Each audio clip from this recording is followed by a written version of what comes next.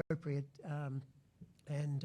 So I'm going to ask that we move on to the next item on the agenda, which is item 8 on your agenda, implications of moving to a trimester system. And I'd like to, you want to get ready for your presentation?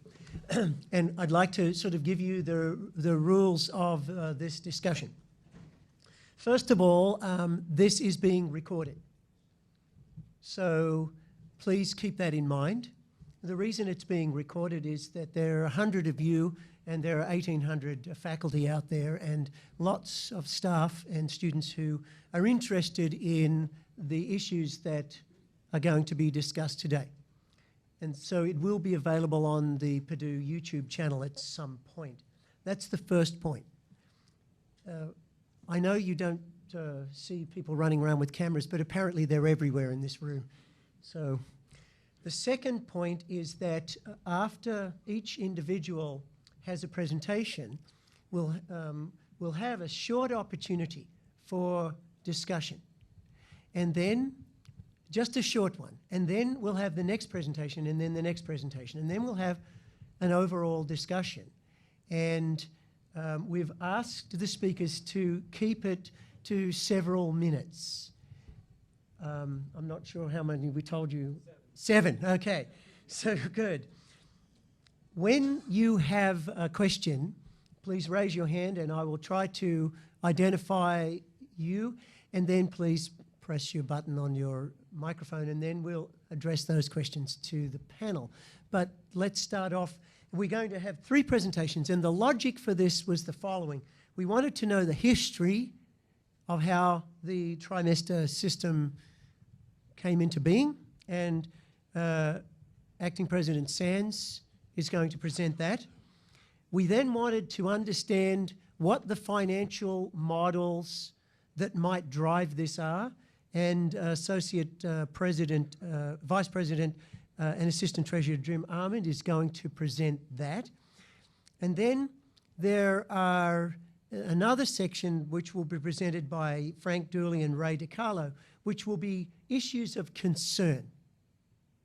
And then we can have pretty much a free-for-all. So, Tim, it's over to you.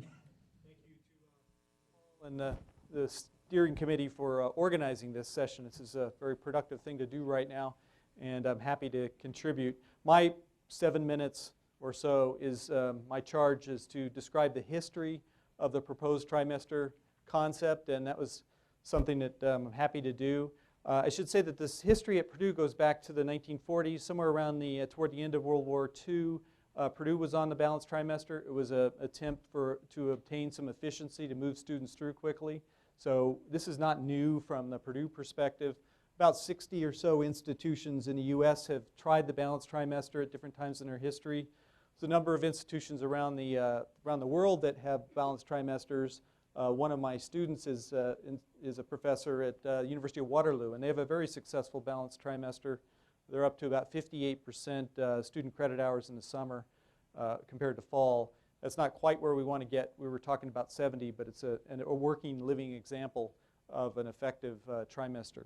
So it's not completely new, but Paul is correct. I was looking back at the history of this, and at least the local history, as far as I can tell, and I mean, of course, I may be wrong on this, but the first time I heard of the balanced trimester was over a dinner time conversation with my wife. You know, right after I became provost in 2010, we were talking about it, and I don't know how we got onto it, but we started talking about it. We actually wrote down our discussion, basically made a kind of like a concept paper, a couple pages. It's posted on the Senate website, so if you're curious, you can look at it there.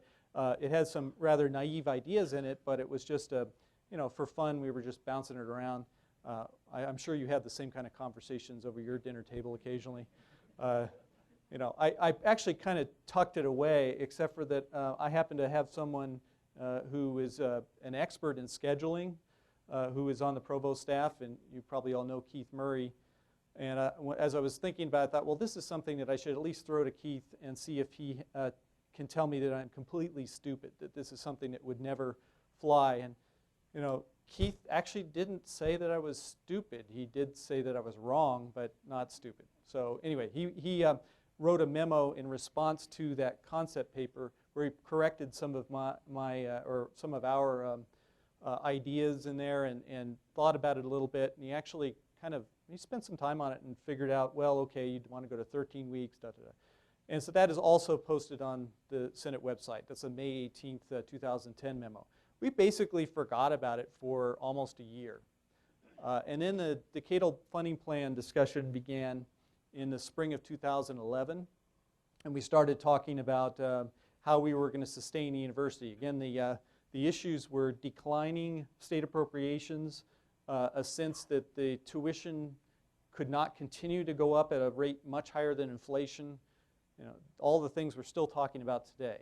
And that led to the creation of an effort to see if we could envision a sustainable future for the university out 10 years or so and figure out a way to get there.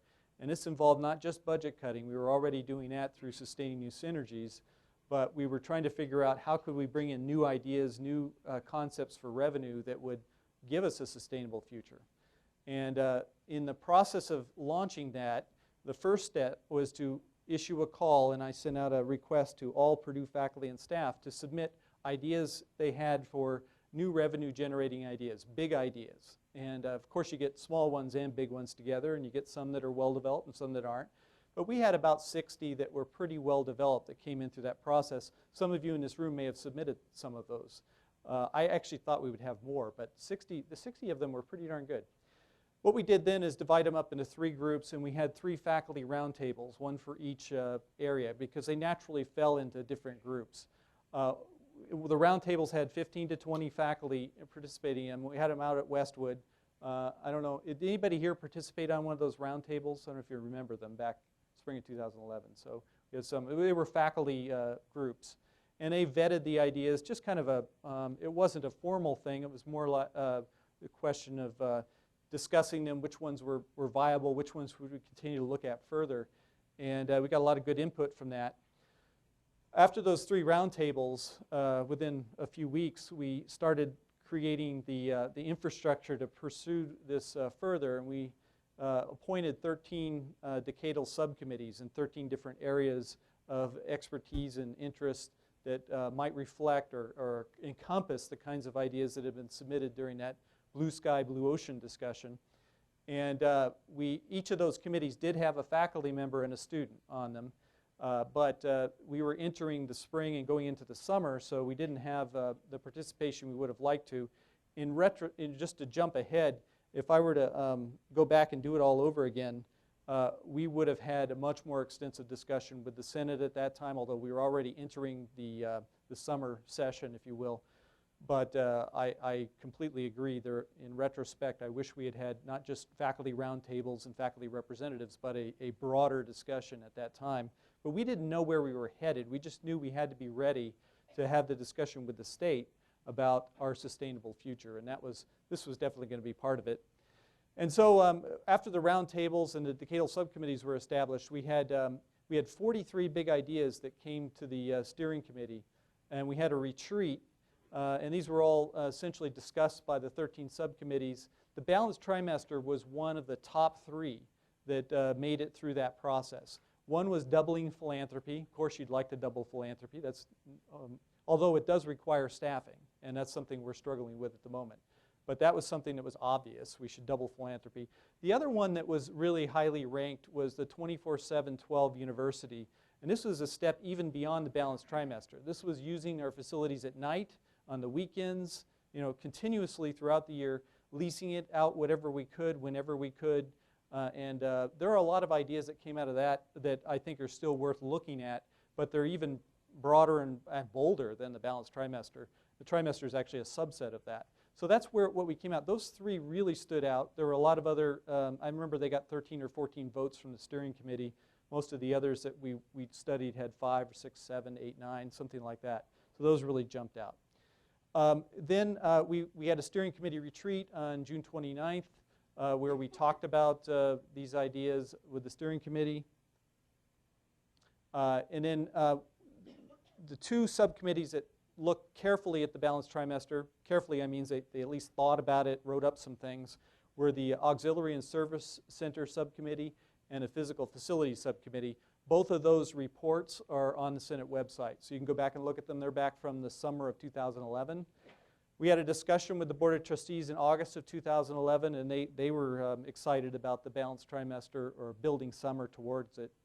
And then we had further development of the financial models. You'll hear about that from Jim, but that was over the fall of 2011. The news release, as Paul mentioned, came out on January 11th, and that's posted on the website. Then January 23rd, I sent around an update to all the faculty and staff on the decadal plan and where it stood at the moment. And so I think you have read that. That is also on the website. I gave a presentation to the Senate, and I'm going to quickly flip through the slides that I presented at that time. And then in August of 2012, Frank Dooley was chosen to lead the buildup of the summer and the transition toward the balanced trimester. The buildup of the summer is something that we're going to do. We're going to try to do that regardless of whether we actually flip the switch, because there's so much opportunity there. That's really the whole reason for the balanced trimester. The balanced trimester just allows you to build it up a little further. So summer now all of these slides are slides that were presented already in January to you, for those of you who are still or were senators back then. So nothing new here, and I haven't updated any of the numbers, and some of these will be corrected or modified in the next couple of presentations. But the basic idea was that we were largely idle in the summer. We had a disincentivizing budget model, and we'll talk about that a little bit. The lack of summer academic options limits the internships. And at that time, only 42% of baccalaureate seekers complete in 4 years. Now it's 45.7, so we've made a big jump in 1 year, but and we'll continue to do that. But that's still a pretty low number. So again, I haven't modified any of these from the presentation that I made back in January to you. Then a plan forward has to do with what we envisioned as a credit hour distribution. The blue represents what we are today. The red would be a balanced trimester. The idea would be to build summer credit hours from 7% to 35% of the fall before we flip the calendar. We were guessing 2020. Mitch thinks that's way too long into the future, but I think as we look through the list of things we have to do, I still think it's a reasonable estimate. So we flip the calendar, go from 15 instructional weeks to 13 instructional weeks with 3 trimesters, and build the summer to 70% of fall after the trimester is established. We think we can get to we thought we could get to 35% without flipping the calendar, but to go to the next step, we would have to actually change the calendar. And in terms of benefits, more flexibility for the students. Again, these are exactly what I presented in January. No changes to the words or the numbers or anything. More flexibility for faculty. At that time, we estimated net revenues. This is inflated in 2022, if we followed this course, of $40 million annually. We estimated a revenue of $190 million and a cost of $150 million, because you'd have to hire faculty and staff to do this. But again, that work has been refined since then. And then we talked about how it would enhance the local economy, which is something that our community has really embraced. Caveats and conditions. Again, this is what we presented back in January. The current momentum and enhanced undergraduate applicant profile and demand must be maintained. If that's not maintained, then we can't do this. Or at least we can't do it as far out as we'd like to. We still should build up summer, but we can't maybe make the flip. The budget model must incentivize summer for students and faculty, and that we've addressed since the January presentation. The calendar won't be altered until summer utilization is substantially enhanced. Again, target of 35% of fall in the summer in order to make a flip. And again, that was from January.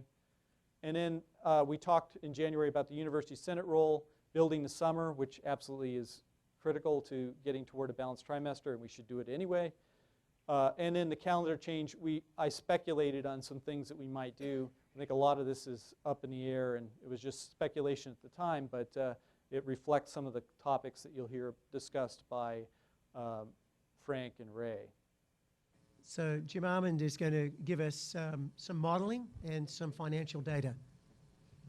Thanks. All right, thank you very much. That was good. What I want to do is to go ahead and review the review the trimester financial model, and then begin looking at then the plans for 2013 to review the summer session model. So to begin with, as Tim stated, there was a lot of work that was done trying to come up what might be a working summer model, and that growth translated into a target of about 300,000 credit hours by 2022. So that became the target. Once that was achievable, there was a recognition, and I think that was in Keith Murray's memo, talked about needing to alter the fall and spring enrollments by about a 5% decrease. This would allow for the R&R and maintenance of facilities, but it also recognized reduced instructional hours that might be available in the shorter fall and spring semesters. But there was still a lot of work to be done there. In terms of trying to come up with assumptions in terms of cost, instructional costs were derived using campus level average instruction cost per hour through the IPEDS data. So the instructional costs were determined from IPEDS. Then it was divided by the total number of credit hours to try to come up with an instructional cost per credit hour. In addition to the direct costs for instruction, there are also indirect costs. So when we prepare the facilities and administrative review for the indirect cost or F&A recovery with the federal government, we also can come up with the instructional indirect cost. And when we look at those, we only took those relative to the instruction, and that covered the facilities and operation and maintenance, student services, and equipment and depreciation for instruction. And then scholarships were a very important component, and financial aids looked at that and really tried to then make a pro-rata estimate of institutional costs that are required for a expanded summer or trimester. So that set up the basic framework for the assumptions. So then when you look at the revenue generated from that, and these numbers have been refined as Tim noted, estimated revenue about $208.5 million. When you take into the direct cost, as I talked about, and inflated those over time, you look at the indirect cost, you take into account for the scholarships and grants that are necessary, came out with cost of about $170 million, which translated into about 38.7 net, which was close to the 40 million that Tim had referenced back in January of this year. Now, so that set the framework for looking at the trimester, and that roughly 40 million or 38 million was what could be invested in over the time period. When you look, though, back at trying to improve summer session, there's a little bit of history that we probably should touch base on. So before the model for 2013, it's just helpful to understand a little bit of the background. So before 2008, the provost reviewed each course that was offered in the summertime. And this was very labor intensive. And beginning with the summer of 2008, the funding model changed. There was greater management control that was delegated to the colleges. A base level of funding for credit hours was determined. Funds were then allocated. And then incentive funding was made available for those credit hours above a certain base level.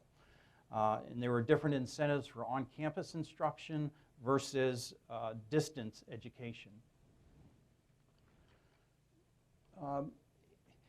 The model only produced a modest growth over the 3-year period. Some of the issues that were included were the feedback was the college level base made it difficult for departments to determine the financial impact of new offerings. The incentive amounts were not sufficient in some cases to cover the instructional cost for most of the units, and then not all course offerings were really targeted in the areas of student need. So the model was revisited and it started in January of 2011. A committee was formed to review it. Included associate deans, Purdue Extended Campus, the Office of Provost Representatives. This was then combined with then the committees that were looking at the decadal funding group to work on the expanded summer for a potential transition. In terms of the vetting process, in particular Frank and Roxana Malik were out talking to academic advisors and department heads, trying to get an estimate of demand and need. There was iterative discussions with the associate deans and directors of financial affairs. And then this followed up with some individual specific meetings with the deans to address the specific issues and opportunities for an expanded summer. So the new funding model had to be structured in a way that it provided flexibility to the department and colleges based on the classes, who taught the class. It had to fund a level that was sufficient to provide incentives, and then fund at a sufficient level that to have faculty participate in the instruction. We wanted to be in a position where you could replicate both the fall and the spring semester in terms of instruction. And then a commitment to ongoing review of the funding model to ensure the principles are achieved. So what was adopted and in place now for 2013 is a funding level for each college based upon their specific instructional cost, based on college-specific data, based on the average tenure-track salary for the college. There's an amount that's provided for a supply and expense allocation. There's an amount that's provided for additional investment allocation. The supply and expense allocation is $5 per credit hour. The additional investment allocation is $20 per credit hour. And that, of course, then rolls up based on the number of students, number of credit hours, et cetera. And then again, the specific college-based instructional data. So there was a removal of the minimum base that was established several years ago. There was no minimum threshold then to attain before funding is received. So it set the program parameters to clearly define course cancellation dates and guarantee offerings to set a progression of courses. The summer model determines the level of dollars that then flow to the college, and the deans determine the implementation within the individual departments within the college. So that was really then how we went from the decadal to, or the trimester, then into what is targeted for 2013 summer expansion. That's my last slide.